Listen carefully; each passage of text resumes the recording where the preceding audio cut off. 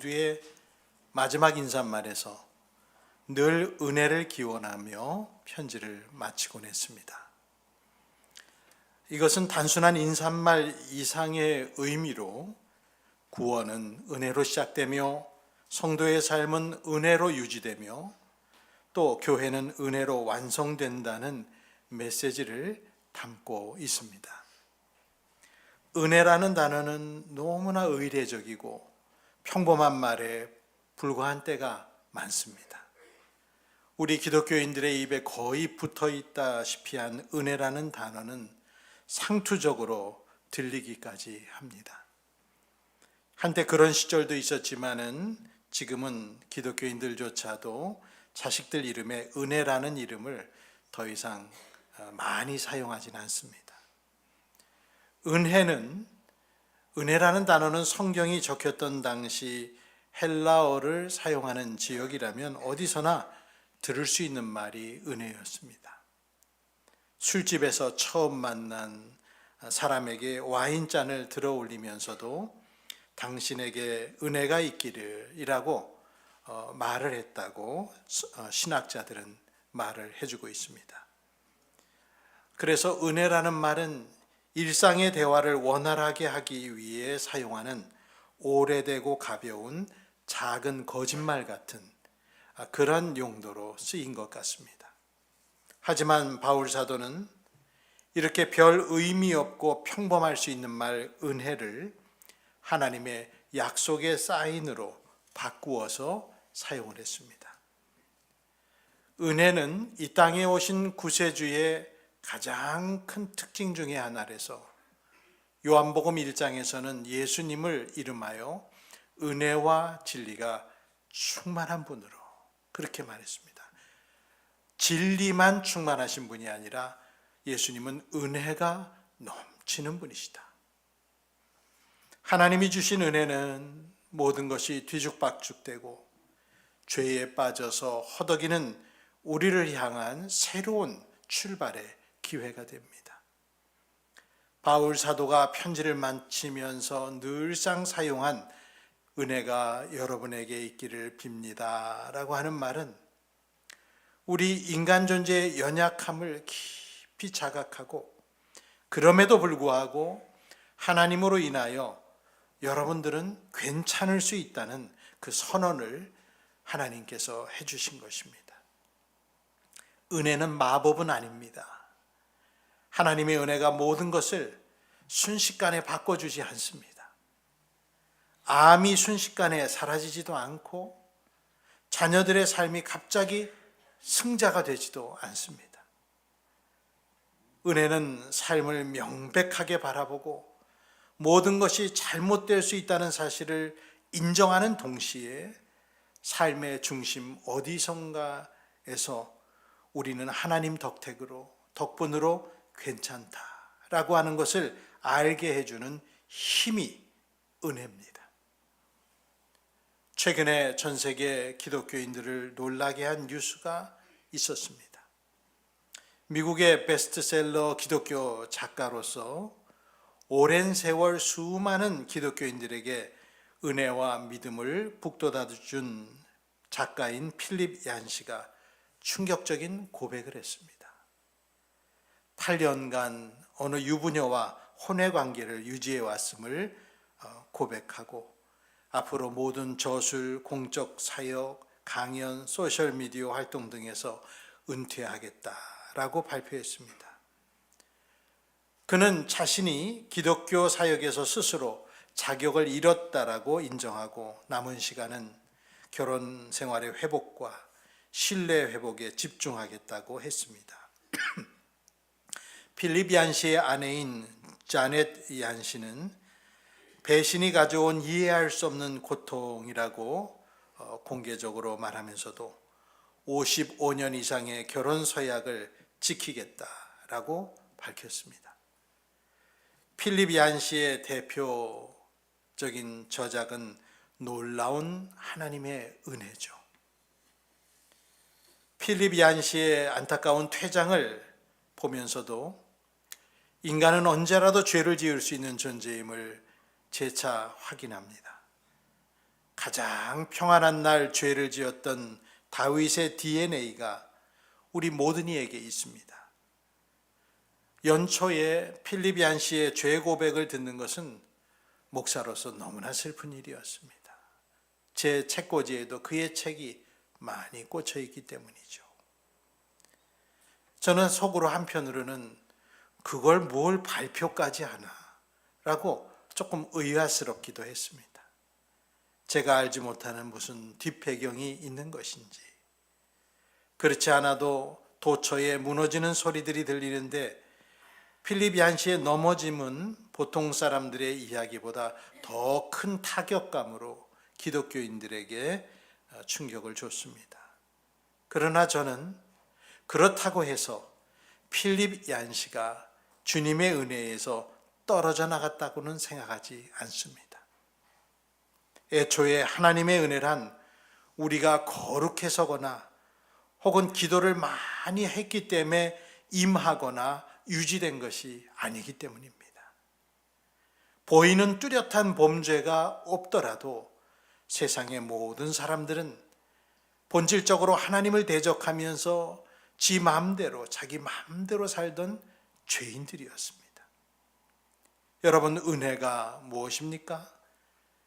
우리가 괜찮지 않은 상황에서 하나님이 우리를 바라보시며 괜찮다라고 말씀하시는 주님의 그 용서와 사랑을 체험할 때 경험되어지는 조건 없는 선물이 은혜 아닙니까?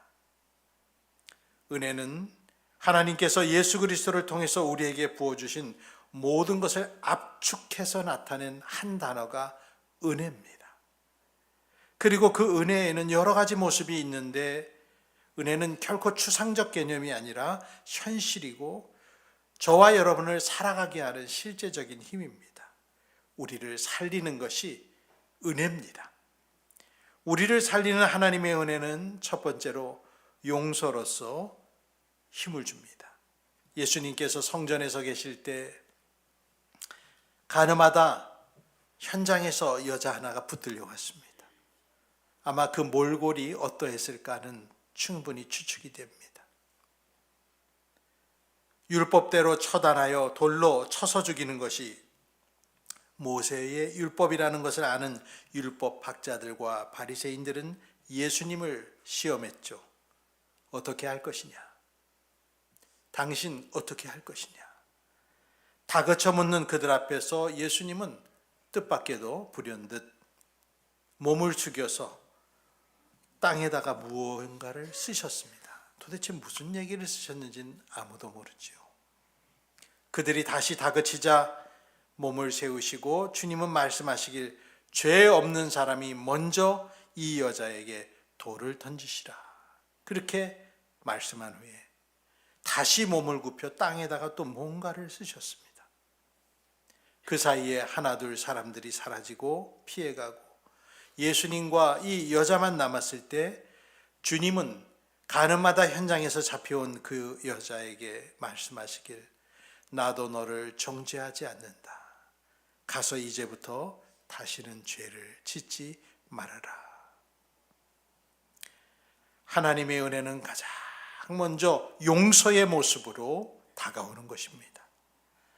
하나님은 과연 하나님의 은혜를 칭송하고 저술하고 강연하고 살아왔던 이 필립 얀 씨 작가의 도덕적 죄를 용서해 주실까요? 물론입니다.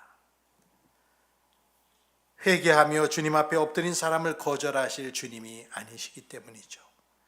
하나님께서는 용서하지 못할 죄가 없으십니다. 스스로 하나님을 거절하고 걷어차고 성령을 회방하는 사람이 아니라면은 용서의 은혜는 모든 사람에게 미친다고 성경은 말합니다. 요한일서 1장 9절은 말하지요. 우리가 우리 죄를 자백하면 하나님은 신실하시고 의로우신 분이셔서 우리 죄를 용서하시고 모든 불의에서 우리를 깨끗게 해주실 것입니다. 여러분 믿으시길 바랍니다. 여러분이 여러분의 죄를 자백하면 하나님께서는 깨끗이 씻어주십니다. 분명 우리의 죄 많은 모습들, 부정하게 살고 실패한 모습들은 하나님께서 바라시는 모습이 아니지요. 우리 스스로도 우리 모습을 용서하지 못할 것 같습니다. 자신을 용서하지 못하는 것이 바로 자기 자신입니다. 예수님께서 말씀하신 집 나간 탕자 이야기 기억하시지요? 족이 유산 상속을 요청하고 유산을 받아 집 나가 재산을 탕진하고 거지꼴로 돌아온 아들은 눈물을 머금고 회개하는 마음으로 아버지 앞에 와서 아버지, 내가 하늘과 아버지 앞에 죄를 지었습니다. 이제부터 나는 아버지의 아들이라 불릴 자격이 없습니다. 라고 고백했다고 누가복음 18장은 알립니다. 아들이 도착하기도 전에 저 먼 곳에서부터 아들을 발견하고 달려와 반겨 맞아준 아버지는 잔치를 준비하라고 종들에게 말하면서 나의 이 아들은 죽었다가 살아났고 내가 잃었다가 찾았다라고 기뻐했습니다. 이것이 진정 우리들이 바라는 용서가 아니고 무엇이겠습니까? 하나님은 범죄하여 죄책감에 괴로워하고 부끄러워하는 우리들에게 괜찮다 하시는 그 모습으로 다가와 여러분을 살려주십니다. 은혜는 우리들의 양심과는 모순이 됩니다. 양심은 우리 스스로를 비난하지만 은혜는 그 비난에 모순됩니다. 양심은 네가 잘못해서 이렇게 되었다라고 비난하지만 은혜는 그럼에도 불구하고 괜찮다라고 말을 합니다. 은혜는 이렇게 언제나 뜻밖의 반응으로 우리들에게 임하고 있습니다. 은혜는 언제나 기대밖의 용서로 인간에게 임하는 것이죠. 은혜가 우리 인간을 살렸습니다. 그리고 지금 여러분들을 살리고 있습니다.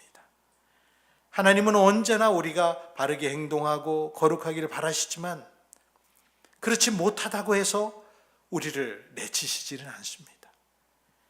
하나님 앞에 자신을 내놓고 회개하는 사람을 껴안아 주시면서 괜찮아 라고 하시는 분이 하나님입니다.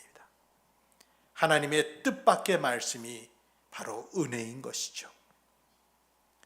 뜻밖의 용서가 십자가 위에서 베풀어졌고 우리 죄를 대신하여 예수께서 죄값을 치러주셨습니다.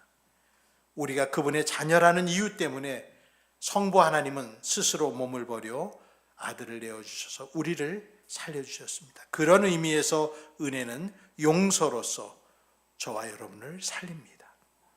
바울은 이러한 은혜가 교우들에게 임하기를 원했습니다. 은혜가 여러분에게 있기를 빕니다.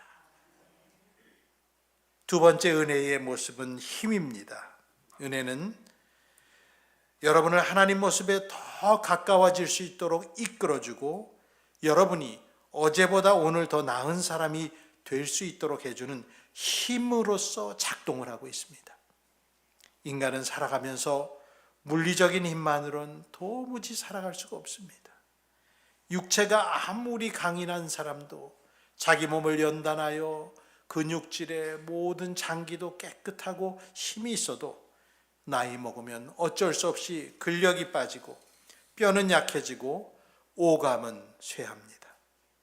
진정한 힘은 인간 안에 있는 내면의 힘입니다. 그 중에서 제가 앞서 말한 하나님이 베푸신 용서를 통해 자신이 더 이상 비난받지 않을 것이라는 확신이 있을 때 내가 부족하여 별 볼 일 없는 지경에 있더라도 괜찮다고 하시는 그 주님의 은혜가 임할 때에 그것은 정말 참된 힘으로 우리의 삶을 살립니다. 그걸 용기라고 불러도 좋습니다. 그런 의미에서 은혜는 힘입니다. 은혜 받은 사람들이 힘을 내는 이유가 바로 거기에 있는 것이죠. 은혜 안에는 우리를 다시 일으켜 세우는 힘이 있는데 2차 세계대전 당시에 나치 수용소 극한의 고통 속에서도 삶의 의미를 찾았던 빅터 프랭클 박사는 인간은 극도의 시련 속에서도 예스라고 답할 수 있는 능력이 있다. 그렇게 말했습니다. 극한의 시련 속에서도 예스, 예라고 말할 수 있는 존재. 사도 바울은 골로새 교회에 은혜를 기원하며 편지를 마무리하면서 자기가 감옥에 갇혀 있음을 기억하라고 다시 한번 상기시키며 맺은 말을 완성했습니다. 나 바울이 친필로 문안합니다. 내가 갇혀 있음을 기억하십시오. 은혜가 여러분에게 있기를 빕니다. 바울이 감옥에서 은혜를 기원하고 선포하는 모습이야말로 비극적인 상황 가운데에서도 꺾이지 않는 희망을 통해 힘을 얻을 수 있다는 것을 보여준 모본이라 할 수 있습니다. 은혜는 우리에게 모든 상황이 좋아질 거라는 거짓 희망을 주지 않습니다. 대신에 어떤 상황 속에서도 너의 가치 자체가 변하지 않으니 괜찮아 라고 하는 우리의 존재를 인정해 주시는 존재론적인 승인을 은혜는 해줍니다. 은혜는 이렇게 우리의 생존과 성장을 돕기 위해 바깥에서부터 외부에서부터 오는 보이지 아니하는 힘입니다. 이것은 여러분이 만들어낸 힘이 아닙니다. 사도 바울은 전도 여행 중에 많은 시간을 낯선 환경, 낯선 사람들 속에서 어려움을 겪었습니다. 사실 최근에는 젊은이들도 어른들도 낯선 환경에 가서 스트레스 받는 거 킥거리는 분이 많아요. 이 교회조차 나오는 것도 정말 억지로 자기의 의지력을 동원해서 나오는 사람도 많습니다. 젊은이들 가운데에는 누구하고 전화 통화하는 것도 무서워하는 이들이 있습니다. 그런데 이렇게 매일 지역을 옮겨서 낯선 사람들과 만나며 거기에다가 복음까지 전해야 되는 이 바울의 처지는 지속적인 스트레스가 있는 모습이었습니다. 고린도에서 전도할 때는 남도 아닌 동족 유대인들의 반대와 비방을 당했습니다. 그때 하나님의 은혜가 바울에게 임하여 힘을 줬는데 사도행전 18장 9절 10절에 보면 그런데 어느 날 밤에 환상 가운데 주님께서 바울에게 말씀하셨다. 무서워하지 말아라. 잠자코 있지 말고 끊임없이 말하여라. 내가 너와 함께 있으니 아무도 너에게 손을 대어 해하지 못할 것이다. 이 도시에는 나의 백성이 많다. 하나님의 은혜는 여러분에게 힘을 주실 것입니다. 내 능력의 한계에서만 일하는 것이 아니라 하나님이 나와 함께 하시고 내가 모든 걸 망친 것 같은 그 시간에도 하나님의 은혜로 괜찮을 것이라는 사실을 우리들이 깨닫는 순간 우리는 실패에 대한 개인적 부담에서 벗어나서 하나님의 사람이 될 수 있는 힘을 얻게 됩니다. 매일 내가 실패하면 어떡하나 거기에 대한 염려에서 벗어나는 것이죠. 그런 의미에서 은혜가 여러분에게 있기를 빕니다. 마지막으로 세 번째, 은혜는 우리를 살리는 약속이 담겨 있습니다. 은혜는 내일은 모든 것이 괜찮아질 것처럼 오늘을 살아가는 힘이에요. 이것은 성령을 통해서 오시는 힘입니다. 내일도 모든 게 엉망일 것이라고 생각되는 때에도 오늘보다는 내일이 더 나을 것이라는 믿음을 갖고 살아갈 수 있도록 우리를 만들어주는 신비로운 힘이 바로 주님의 그 약속에 담겨 있고 그것이 우리에게 힘이 됩니다. 오늘도 많은 사람들이 밤에 잠을 잘 때 그대로 누워서 영원히 눈을 뜨지 않으면 좋겠다. 그런 마음을 가지고 자는 사람들도 많습니다. 내일은 더 이상 견딜 힘이 없을 것 같아 라고 생각하며 잠드는 것이죠. 많은 사람들에게 세상을 살아갈 힘이 정말 절박하게 지금 필요합니다.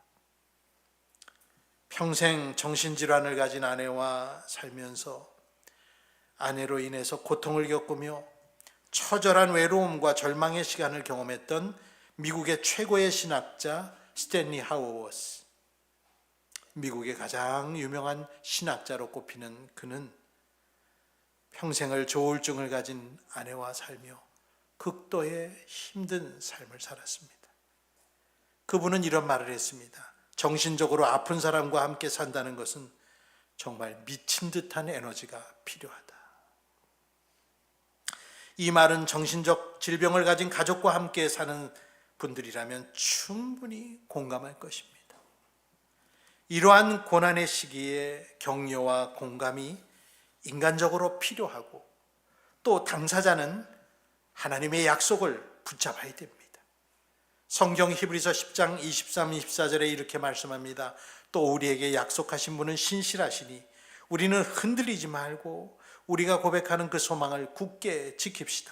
그리고 서로 마음을 써서 사랑과 선한 일을 하도록 격려합시다. 우리들은 하나님의 약속을 잊어버리고 지내기 쉽습니다. 바울은 그런 사람들을 염두에 두고 축복의 말을 하고 있는 것이죠. 은혜가 여러분에게 있기를 빕니다. 그 은혜가 힘을 주기 때문이죠. 은혜를 놀랍다 말하는 것은 상식과 어긋나게 작동하기 때문입니다.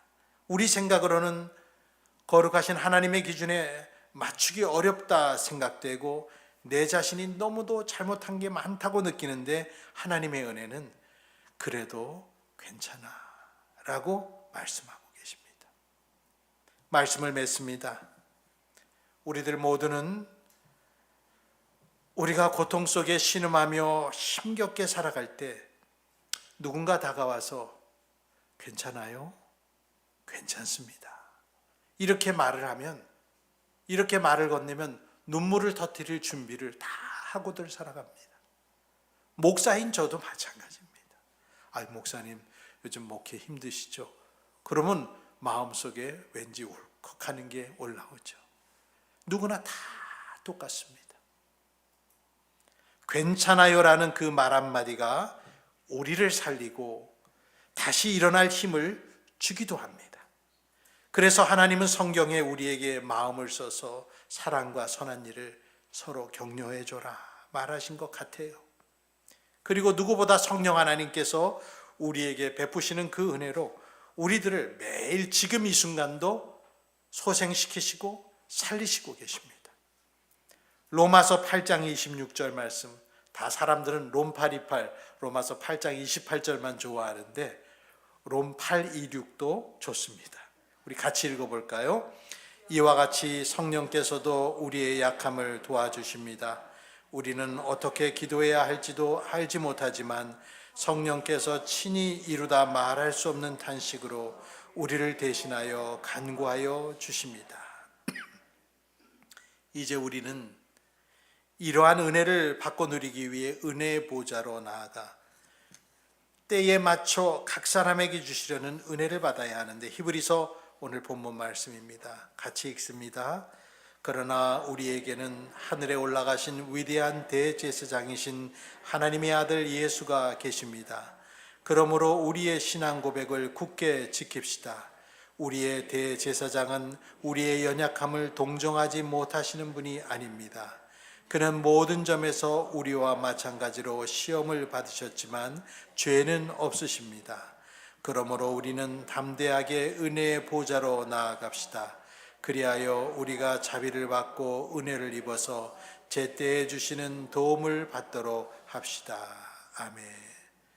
우리가 기도를 많이 해서 혹은 헌신을 많이 해서 괜찮은 게 아닙니다.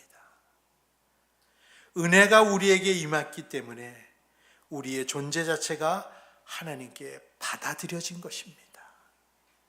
바울 사도는 감옥에 갇힌 채로 모든 성도에게 은혜가 임하길 소망합니다 라고 말하며 편지를 맺었습니다. 여러분 잘 보시면 골로새서는 처음 시작할 때도 은혜로 말했고 마칠 때도 은혜로 마쳤습니다. 우리의 믿음도 그러하길 축복합니다.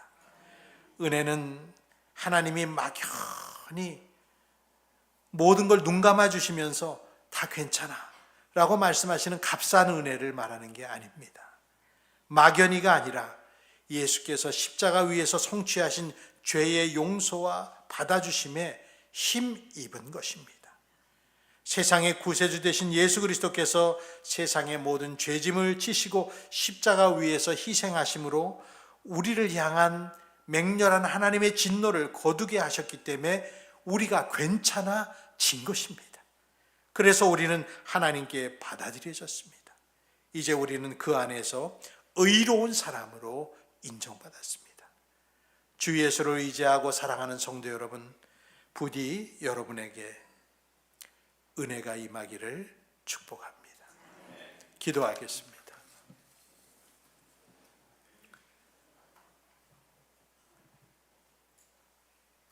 우리 위에 은혜가 임하기를 원하옵나이다.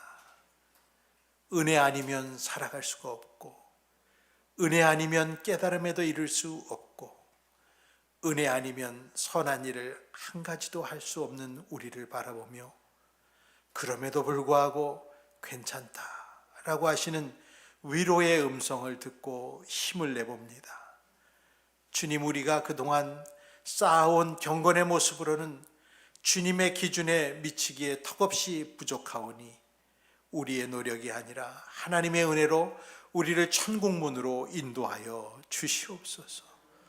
오늘도 스스로의 괴로움에 깊이 빠져서 너무나 부끄러움 속에 하나님 앞에 나오는 것도 힘들어하며 자신의 부족하고 연약한 모습으로 모든 것들을 꺼리는 사람이 우리 가운데 있다면 그래도 괜찮아 라고 하시는 주님의 음성을 위로 삼아 다시 한번 올 한해 힘을 내어 살아갈 용기를 얻는 성도들 되게 하옵소서.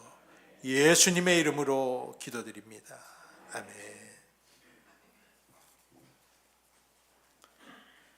310장 찬송드립니다.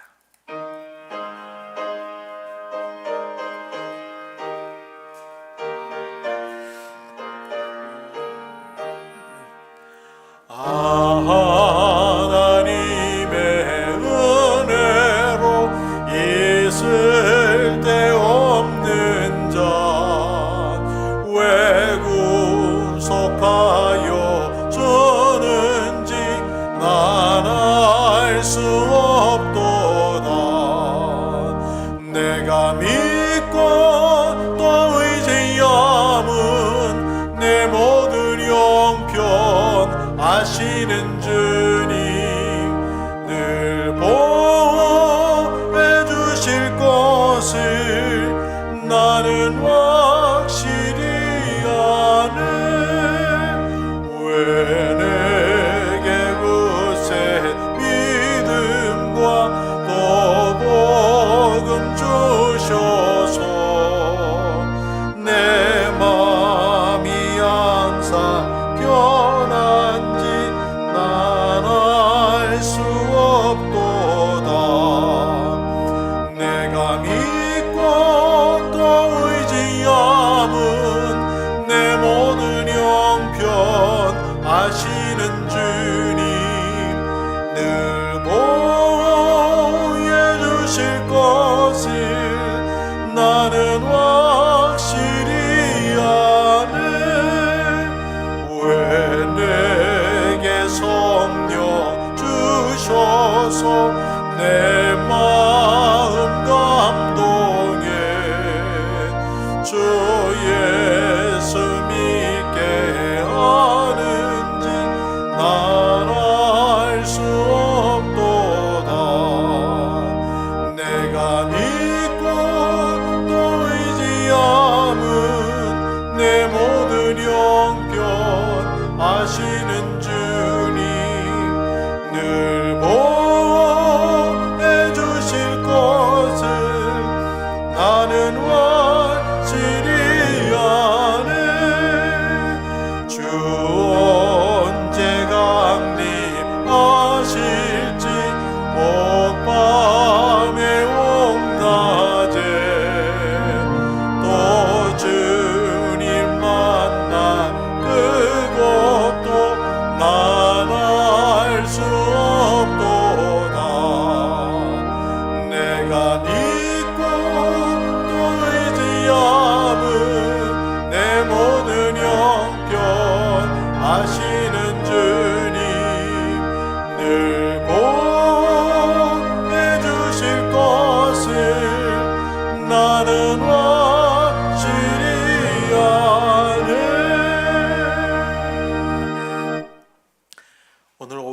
이제 있는 재직 헌신 예배는 꼭 재직이 아니고 모든 성도가 다 참여하는 예배인 것 기억하시고 1시에 꼭 함께해 주시기를 바랍니다. 기도하겠습니다. 이제는 우리 주 예수 그리스도의 은혜와 하나님 아버지의 크신 사랑과 성령님의 감동 감화 위로 교통하시는 은총이, 성령이 아니면 우리는 살아갈 힘을 얻지 못한다는 사실을 깊이 자각하고 오늘도 성령의 임함을 간절히 소원하며 올 한 해 동안 성령 충만하기를 기도하는 성도들 위에와 또 자신이 부족하다 생각하여 너무나 궁지에 몰린 모습으로 지금 있는 사람일지라도 주님의 괜찮다는 음성을 들을 수 있다는 그 믿음을 다시 새롭게 가진 이들에게 영원토록 함께 있을지어다. 아멘.